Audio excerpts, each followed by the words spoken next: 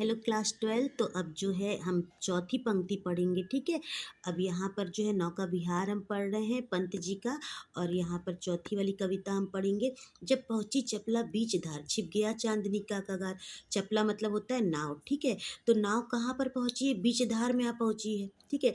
पानी के बीचों बीच नाव आ गई है। छिप गया चांदनी का कगार। चांदनी का कगार का मतलब है रेतीले तेट, जिन जिन पर चांद का प्रकाश पड़ रहा था, वो तट जो है अब क्या हो रहे हैं, छिप गए हैं। मतलब अभी क्या हो रहा था, अभी जो है नौका विहार करते हुए सारे रेतीले तट पानी में दिखाई दे रहे थे ना।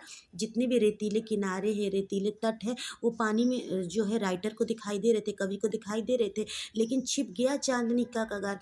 जैसे ही नाव बीच में पहुंच गई है, चांदनी का वो किनारा जो है, कगार मतलब जो किनारा है, अब जो है क्या हो रहा है, कवि को दिखाई नहीं दे रहा है। दो बाहों से दुरस तीर धारा का कृष कोमल शरीर आलिंगन करने को अधीर। तो अब कैसा प्रतीत हो रहा है, ठीक है।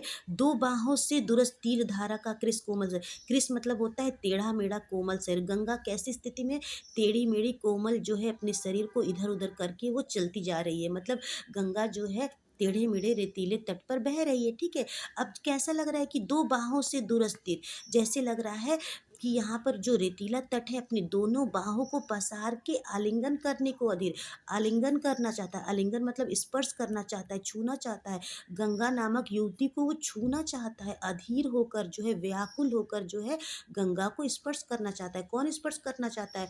ये रेतीला तट। जब क्या है, राइटर जो है अभी पानी के बीच में है, और पानी के बीच में जब वो आ गया है, मतलब नाव पानी के बीच में आ गई है, तो दूर से दोनों तरफ का रेतीला तट, गंगा क्या है अपनी पतली धारा में बह रही है ना, तो किनारे किनारे रेतीले तट है, और रेतीले तट दो क्या लग रहे हैं, जैसे लंबे लंबे किसी के हाथ हो, और वो हाथ क्या करना चाह रहे हैं, वो गंगा को स्पर्श करना चाह रहे हैं, ठीक है।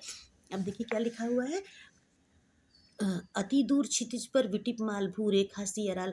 तो बहुत दूर जो है क्षितिज दिखाई दे रहा है। क्षितिज वो होता है जहाँ पर धरती और आकाश मिलती है।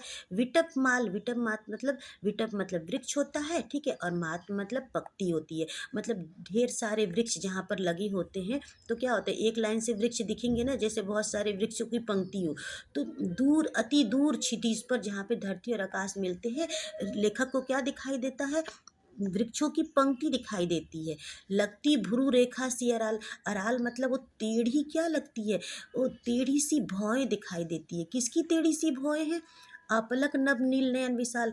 वो आकाश की तिरछी सी भौएं ऐसी दिखाई दे रही है, जो बिना पलके झपकाए नीले नील नयन विशाल अपने आँखों से जो है, बड़े बड़े नेत्रों से किसे देख रही है, इस धरती की ओर, इन पेड़ों की पंक्ति को देख रही है। समझ में आ रहा है?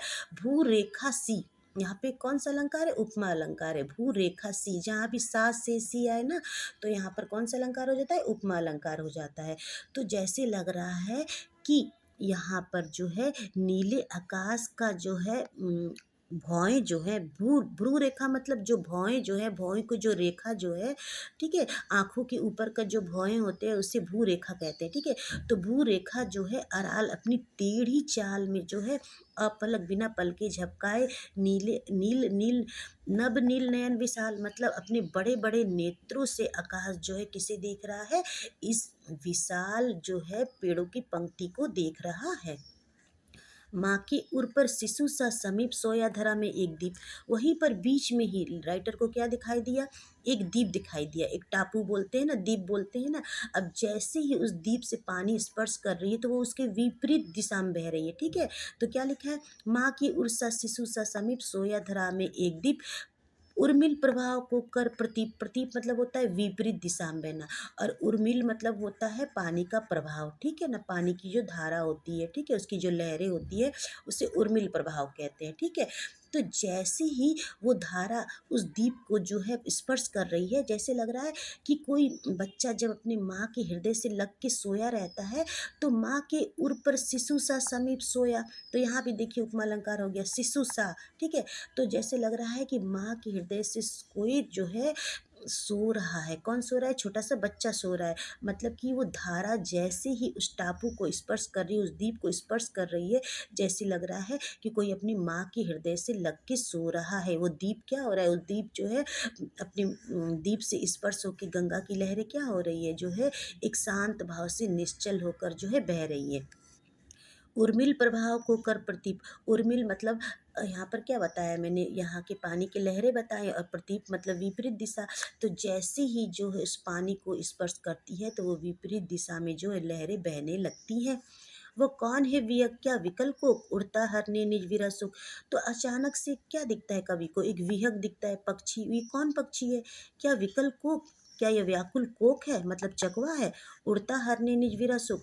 वो कैसे, वो क्यों उड़ रहा है? वो अपना शोक हरने को उड़ रहा है। मतलब यहाँ पर चकवा के पास चकवी नहीं है और चकवी की याद में वो इधर उधर उड़ रहा है। छाया को कोकी को विलोक, और उसकी छाया पानी में दिखाई दे रही है। कोक की छाया मतलब चकवा की छाया पानी में दिखाई दे रही है। कोकी को विलोक, और अपनी ही छाया को वो कोकी समझ रहा है, मतलब चकवी समझ रहा है। पत ठीक है, समझ में आ रहा है? पतवार घुमा अब प्रतनुधार, नौका घूमी विपरीत धार। ठीक है, तो यहाँ पर क्या लिखा है? ये दूसरी पंक्ति में आ जाएगा ना, यहीं तक आपका ये वाला पंक्ति है विलोक तक। ठीक है, तो छाया को कोकी का विलोक, मतलब अपनी ही छाया को वो अपनी ही परछाई समझकर उससे मिलने के लिए व्याकुल है, आतुर है। इस प्रकार का यहाँ वर्णन किया गया है। ठीक है, तो यहाँ पर वीरा वेदना का भी नीचे वर्णन किया गया है कि वो व्याकुल होकर चकवा क्या कर रहा है? आकाश में उड़ रहा है और अपनी चकवी से मिलना चाह रहा है। तो अलंकार क्या हो गया? देखिए, उपमा अलंकार यहाँ पे दो दो बार आया है। ठीक है, कहीं रूपक अलंकार, यहाँ पे रूपक अलंकार है, तो कहीं पर जो है उत्प्रेक्षा अलंकार है। तो जहाँ प्रश्न अलंकार, जहाँ प्रश्नाचिन्ह है प्रश्न का, तो प्रश्नालंकार हो गया। मानवीकरण अलंकार है, क्योंकि गंगा को एक युवती का रूप दिया गया है। ठीक है, तो प्रकृति को जो है किसी न किसी का रूप दिया गया है। कहीं आकाश के नेत्र बताए गए हैं, तो कहीं गंगा को यौवन बताया गया है। तो यहाँ पे मानवीकरण अलंकार भी है, और खड़ी बोली ही आपका स्वच्छंद छंद है, प्रतीकात्मक शैली है। ठीक है, तो ये सब आपका रिपीट हो रहा है। लक्षणा सब शक्ति है आपका। ठीक है, तो इसको रिपीट करके पढ़ेंगे तब